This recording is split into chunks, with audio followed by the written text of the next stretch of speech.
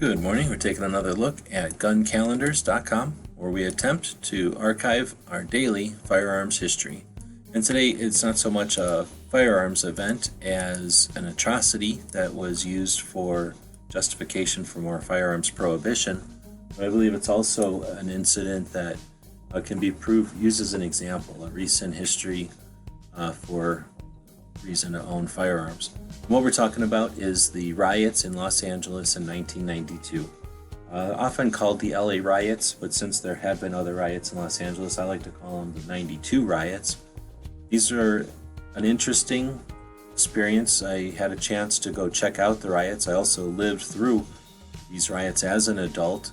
It was soon after I moved out on my own, and we talk about the tension and the stress that's in the news today, and the 24-hour news cycle focused on the negative and attempting to keep people's attention by focusing on dire consequences. And that was definitely the case in 92. It was pre-internet. You only had the national news really to get info from out in the world, and they were certainly focused on it in a way that was difficult to explain. You had the situation, of course, was tense. Then the Rodney King situation lit it off, and you had many days of a riot. It started with a second police incident about a block north of this intersection in South Central Los Angeles, and it escalated quickly, and the police ran away, and the media helicopters showed from the sky the lack of police and the starting of this riot.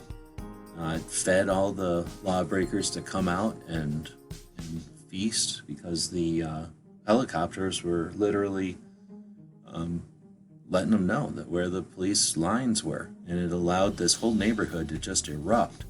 And everybody who was interested in chaos would come outside, and everybody afraid of the chaos needed to go inside. There was not accessibility to firearms in that area at the time, and we saw days worth of arsonists riot. A mob moved through the streets, just burning down whole chunks of LA, and the news helicopters were recording almost every minute of it 24/7, streaming it out there to the televisions.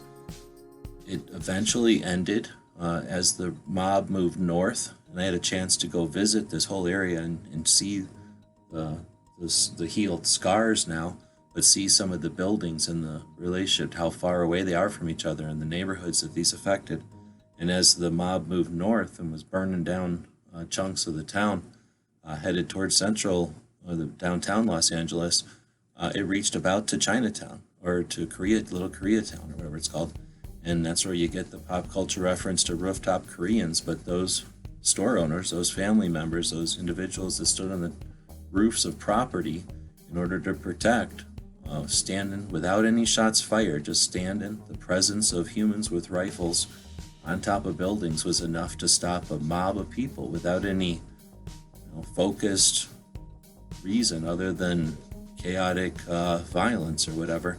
It was enough to stop that mob. And that's, again, a lesson that can be learned from this. It, of course, was used to exploit more gun prohibition, and they're blind to the effectiveness of the rifle, and they'll scream, "Why do you need?" while being ignorant to this. So our goal with the gun calendars is to let people know whose shoulders we stand on, but also to give information like this, which hopefully can be useful in conversations with people out there. We're trying to have conversations with people who are gun prohibitionists or people that are anti-rights.